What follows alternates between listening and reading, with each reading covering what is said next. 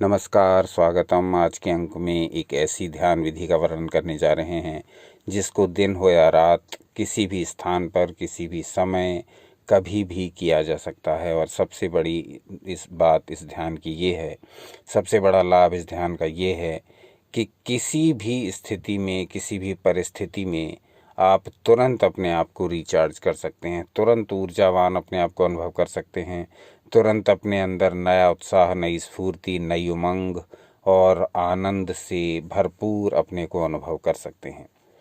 तो ये एक ऐसा विशेष ध्यान है जिसके लिए न तो विशेष समय की आवश्यकता है, न विशेष काल की आवश्यकता है, न विशेष स्थान की आवश्यकता है, न विशेष परिस्थिति की आवश्यकता है, न विशेष मुद्रा की आवश्यकता है।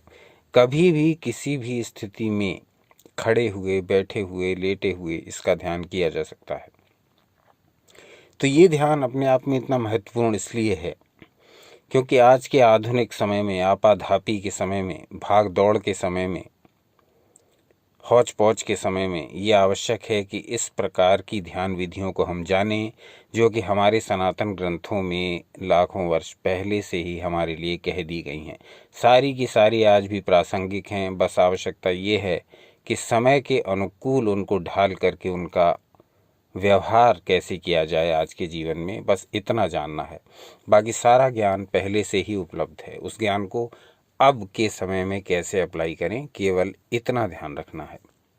तो आते हैं पहले इस ध्यान के बेस पर, यानी ये ध्यान जहाँ से प्रेरित है वहाँ पर आते हैं। उसके पश्चात देखेंगे कि इस विधि से ध्यान कैसे किया जाएगा।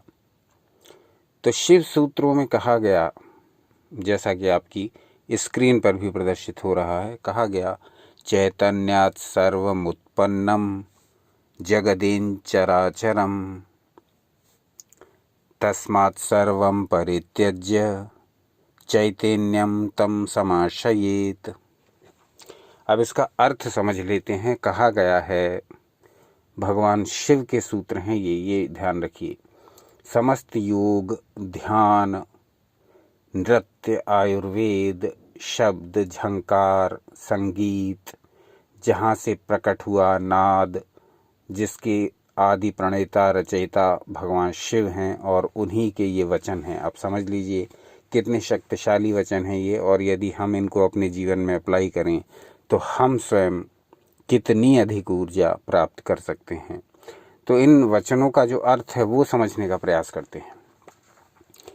चैतन्यात् सर्वमुत्पन्नम जगदेन चराचरम। ये सारा जगत जो है, जो भी हमें दिखाई पड़ता है, जो हमारे आसपास का संसार है, जहाँ भी हम कहीं जाते हैं, किसी दूसरे देश में जाएं या अपने में रहें, जो भी कुछ हमें दिखता है, जिस भी वस्तु के हम संपर्क में आते हैं, ये सारा आँखों से दिखाई देने वाला जगत जो है वो किससे उत्पन्न हुआ है? चैतन्य से। एक प्रकार की ऊर्जा जिसको आप मान सकते हैं, उसको आप चाहे क्रिएटर का नाम दीजिए, चाहे निराकार ईश्वर का नाम दीजिए, चाहे अपनी आत्मा का नाम दीजिए,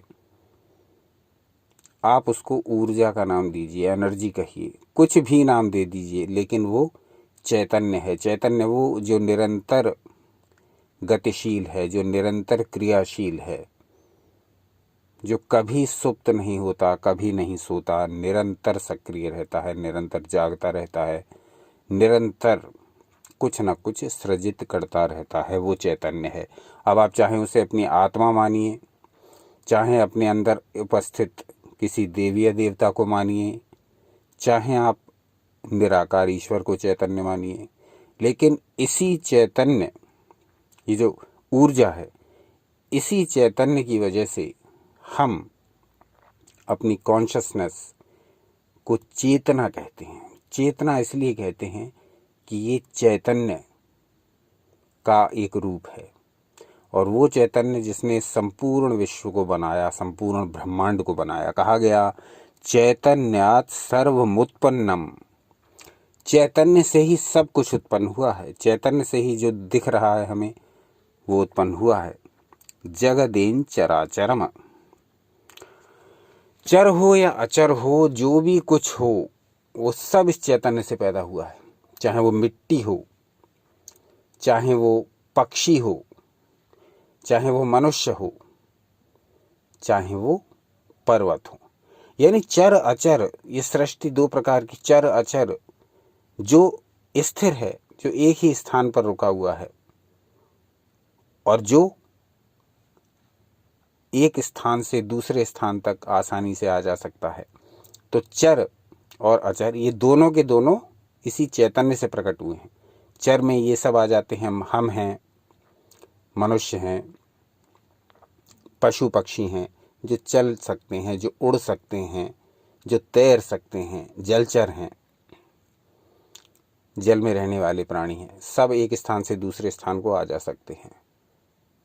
तो ये हैं चर, यानी चलने वाले, और अचर जो न चल पाएं, स्थिर रहें, जैसे पर्वत, जैसे वृक्ष।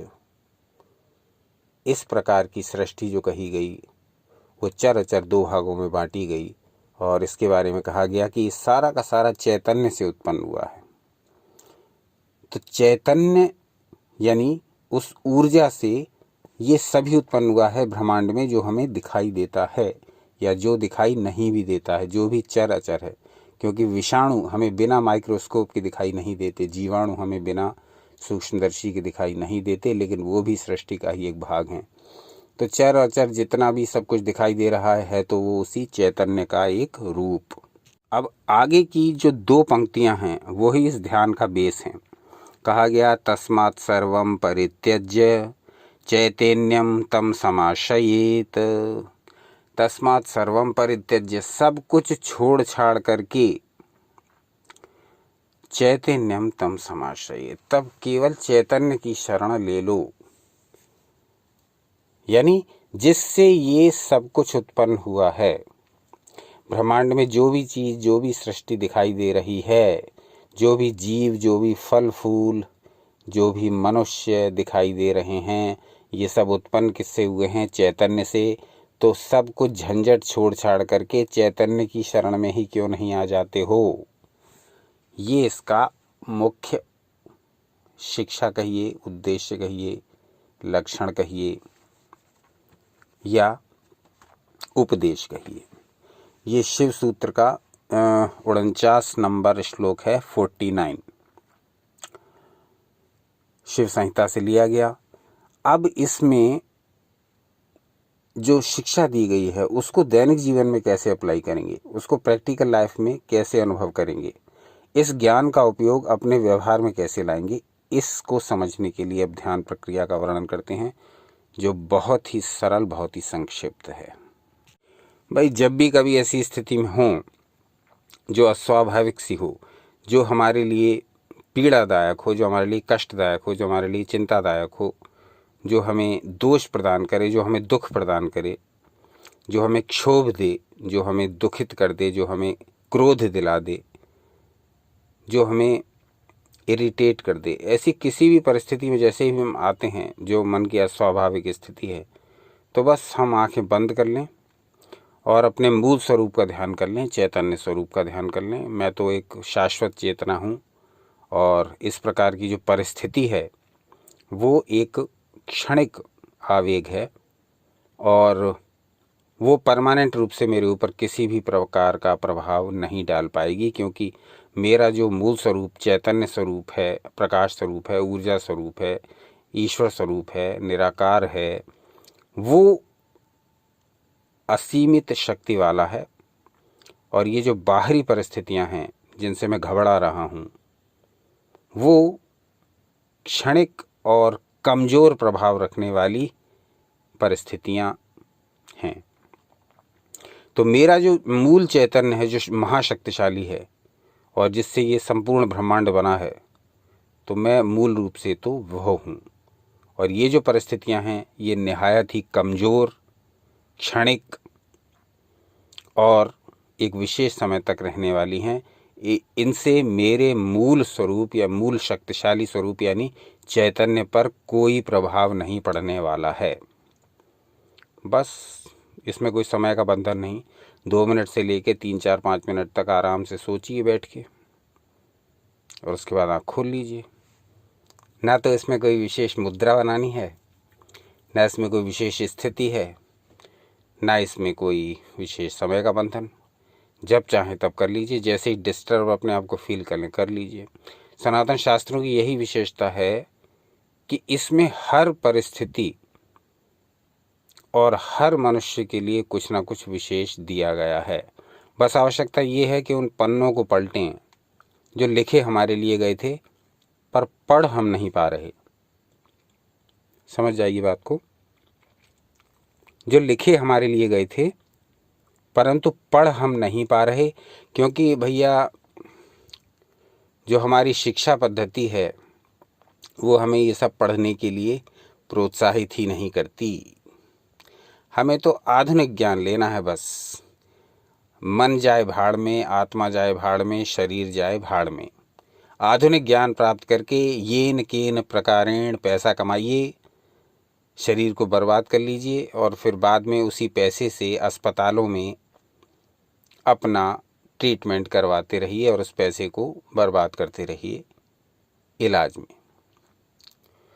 तो मन, शरीर और प्राण की जो वैल्यू सनातन शास्त्रों में बताई गई थी, जो उसको पुष्ट करने के जो प्रयोग बताए गए थे, उनको न जानकर, न देखकर, न समझकर और न उस ओर कोई भी जिज्ञासा रखते हुए बस येन केन प्रकारेण आधुनिक जीवन के साथ कदम ताल करते हुए हमको धन कमाना एक हमारा मुख्य उद्देश्य बना दिया गया। यानी कि जो 4 पुरुषार्थ थे उसमें हमारे आधुनिक मनुष्य ने क्या किया कि अर्थ वाला जो भाग है, धर्म अर्थ काम मोक्ष में से अर्थ और काम, इन दोनों को ऊपर रखा प्रायोरिटी पे, और बाकी उधर धर्म और मोक्ष इनको रख दिया निचले स्तर पे।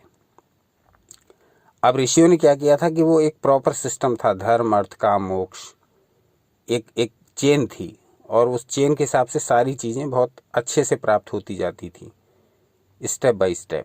लेकिन अब क्या, अब आधुनिक समाज ने क्या किया, अर्थ और काम इनको प्रायोरिटाइज कर दिया और परिणाम आपके सामने है।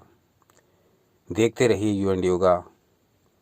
अपना अनमोल समय देने के लिए बहुत बहुत धन्यवाद। सनातन शास्त्रों से जुड़े रहें, सदा आनंदित रहें।